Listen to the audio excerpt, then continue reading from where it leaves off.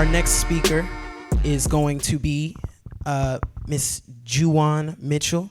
She is a passionate community leader and a social justice advocate who has dedicated her life to empowering others. In 2008, she was diagnosed with multiple sclerosis, and in 2023, she co-founded the A Balance for MS Foundation, which provides support to individuals navigating the emotional journey of MS with a focus on grieving, understanding, and thriving. In addition to her work in mental health advocacy, JuJuan serves on several boards, including the Wake Forest Community Table and the Doris Carmichael Baynes Foundation. She's a graduate of St. Augustine's University, proud member of Delta Sigma Theta. We got any Deltas in the building? Any Deltas? Okay, they out here. And the Capital Area section of National Council of Negro Women. Ladies and gentlemen, Ms. JuJuan Mitchell.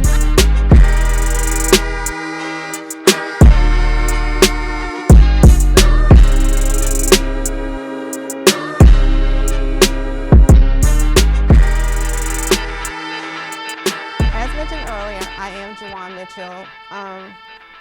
Diana Ross, I picked that song because she is my #1 singer.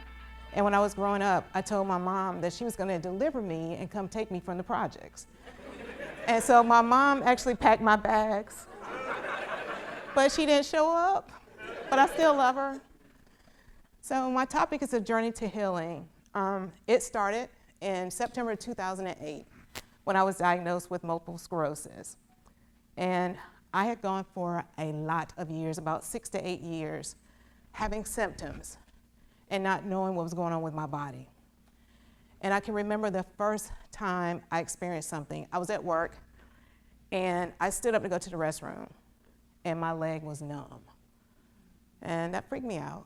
I called my cousin, who was a warrior, not a warrior, and he was like, "We're going to Duke." We get to Duke Hospital, and they ask a lot of questions. They didn't run any tests. They just ask a lot of questions like, "Are you stressed?" It's like, yo, I'm a black female. I work in corporate America. Yeah, I'm stressed. He's like, well, the numbness is gonna go away. Just go home and rest. I went back to work and finished my day. So a couple of years later, I had another symptom. I love to throw parties at my house. And this particular time, I tried to grab something out of the cabinet, and my arm wouldn't move. I already had a massage schedule, went on with my massage, and then I had the party that night. And people were like, "JuJuan, what's going on with your arm?" It's like, "Oh, it's nothing. It'll work out." Went to the doctor that Monday. I received the same treatment as before. So at this point, I'm like, am I going crazy, or is my body really doing some things that it should not be doing? So there was a girl on my job who had carpal tunnel syndrome. And I was like, well, I type all the time, so maybe that's what I have. And WebMD confirmed it. So I made an appointment with a hand specialist and went for like 2 or 3 different times for different tests. And finally he said, nah, that's not what you have. You need to go see a neurologist. So I did. Actually saw a physician assistant who actually took the time to listen to what was going on with my body. She paid attention to me, and that was something I had not experienced before. And she's like, I think you might have multiple sclerosis. I had heard of it because my sorority sister, actually my line sister, had been diagnosed years before me. And when I was telling Stephanie what was going on with my body, she never said, "JuJuan, you have MS." She just said, go to the doctor and listen to them. And also, my superwoman, my aunt, my oldest aunt, also had MS.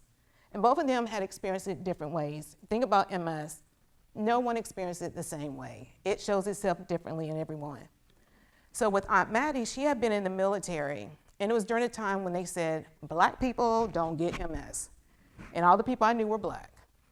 So she wasn't treated the way that she should have been, and she got treatment a lot later in life. So going back to being told that I may have MS, I had an MRI. And my mom said, when you get the results, I'll come up from Kinston and go with you. And I have a superwoman mentality. I was like, no, I got this. I don't need anybody to go with me. I go. The good doctor goes, JuJuan, you have MS. I shook his hand like a fool, said, thank you. took my pamphlet, which had a person in a wheelchair on it, and went to my car and lost it. Of course, I called my mom. And she was like, calm down, it's gonna be okay, we're gonna fight this. Got off the call with her, joined a conference call, and went back to work. As you see, I live in a lot of denial. So moving forward, the medical procedures that they had, the treatments that they had were all injections. I'm afraid of two things in life, snakes and needles. And having to inject myself was traumatic. So I had a ritual. I would say, I can do all things through Christ who strengthens me, read the daily word, and then say a prayer. If I didn't do things in that order, something bad was going to happen. I would bleed, have a bad reaction, something would happen. This needle began to take over my life. It was as if, because I love to go to concerts, I love to be out. And I like to wear certain clothes. When you're injecting yourself, you have to be careful about what you wear because you can have a reaction.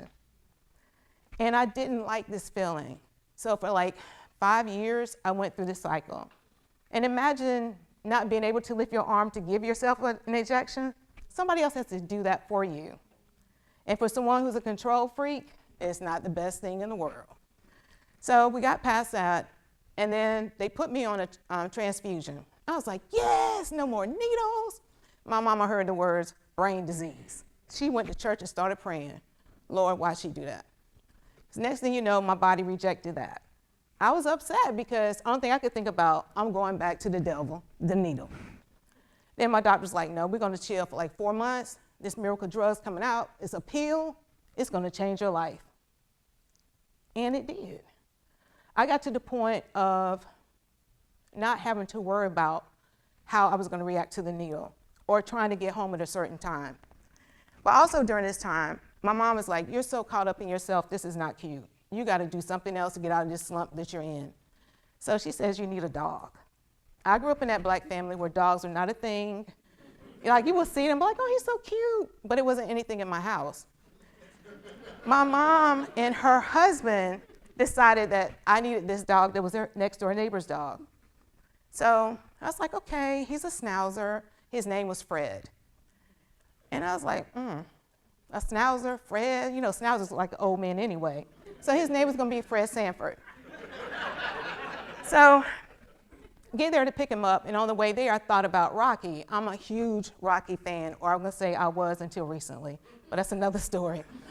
I love that whole series. So I was like, his name is gonna be Rocky Balboa Mitchell.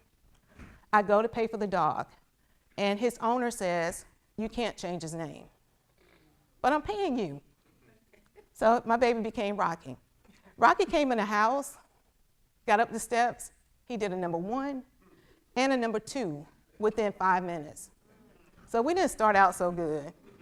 And it was like for the first week, I just cried, and I think he cried too. It's like, what are we doing here?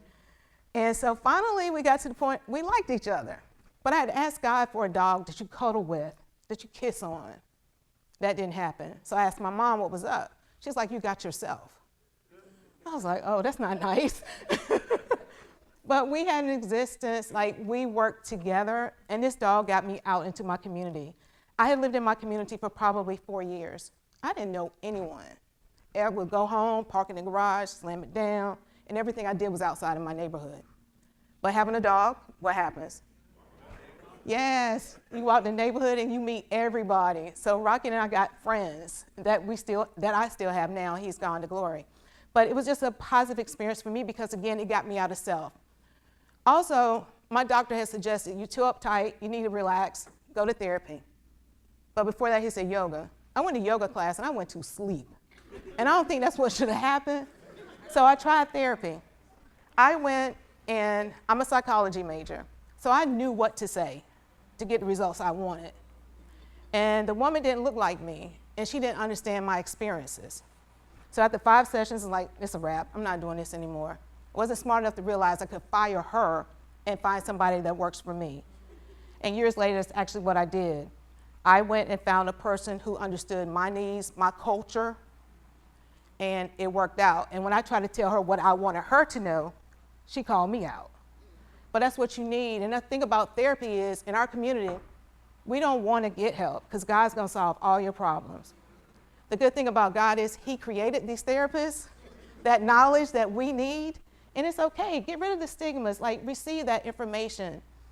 And that's what, when I got the thought from my mom originally to have this foundation, which is called A Balance for MS, that's where it came from. It's a sense of when you have a disease, mentally you go to another space and you need that help. And so with our foundation, what we try to do is provide a resource. We have a list of therapists, be it physical therapists, mental therapists, holistic people, people who can help you in your journey. And we try to have the funds so you can't say, I can't afford therapy. It is affordable. And we want to help people get to that next level in their lives so they can live the best life that they can with MS. Specifically, reaching the community that looks like us, because again, we don't oftentimes feel like we need help, but we do. And with having MS, I can honestly say it saved my life. And people can look at me crazy when I say that, but I was a different person before having MS. Now I feel like, number one, I'm a better person, more caring, more empathetic, more sympathetic, but just it changed the way I looked at the world and how I want to make a difference in the lives of others. And I think that's what we're all charged to do, is not only serve ourselves, serve God, but you've got to help somebody else along this journey. Because if you're not, you have failed yourself and failed everyone else. But I thank you for your time and look forward to meeting you afterwards. Thanks.